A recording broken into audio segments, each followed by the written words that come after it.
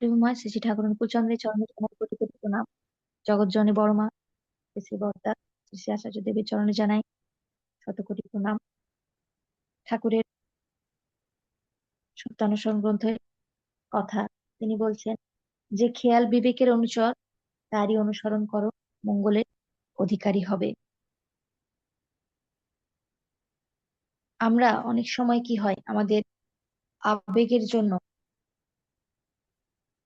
অনেক মানুষের কথা শুনি, সেটা ঠিক না ভুল সেটা আবেগে ভেসে গিয়ে বিচার করি না, এবং তার ফলে কি হয়, আমরা অনেক সমস্যার সম্মুখীন হই।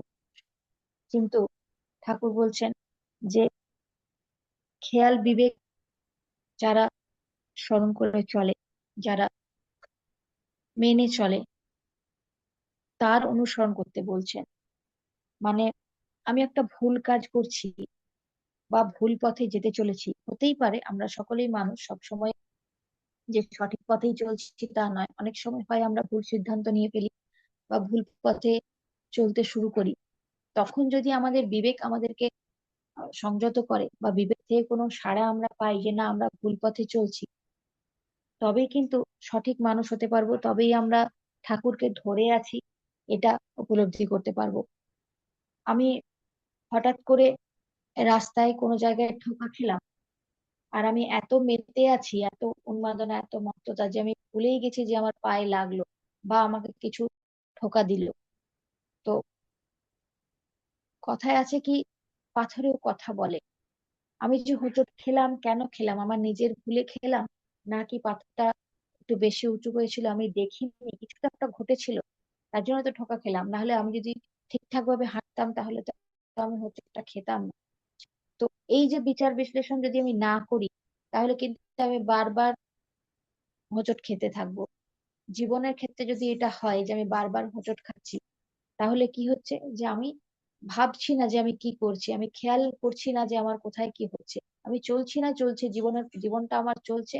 আহ সকালে ঘুম থেকে ওঠা, রাতে আবার ঘুমোতে যাওয়া, সারাদিন খাওয়া দাওয়া, এন্টারটেনমেন্ট, এগুলোই চলছে। জীবন কোথায় আছে, কোথায় যেতে হবে, কোনো কিছুরই আমার খেয়াল নেই, আমি জানি না।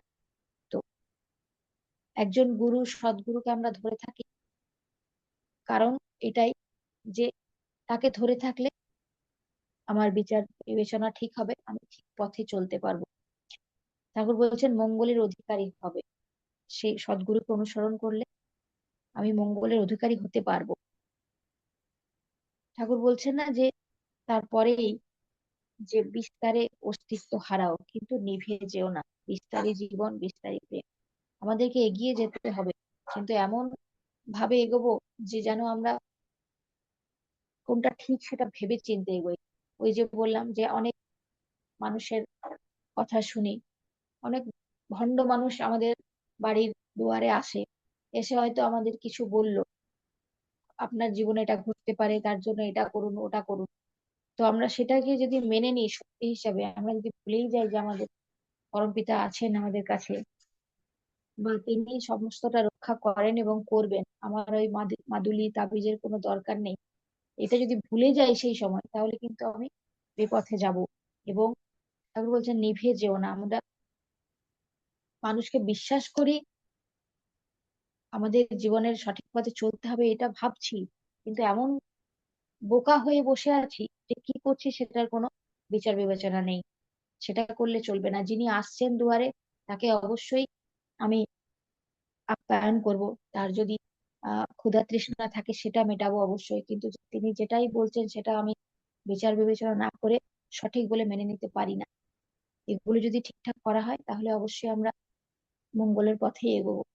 আলোচনা এখানে শেষ করছি। জয় গুরু। জয়গুরু। আমাদের প্রিয়া ভান্ডারী মা, অত্যন্ত ভালো লাগছে মায়ের কথাগুলো। আমরা সবাই মায়ের কথাগুলো অনুসরণ করব। জয়গুরু। এখন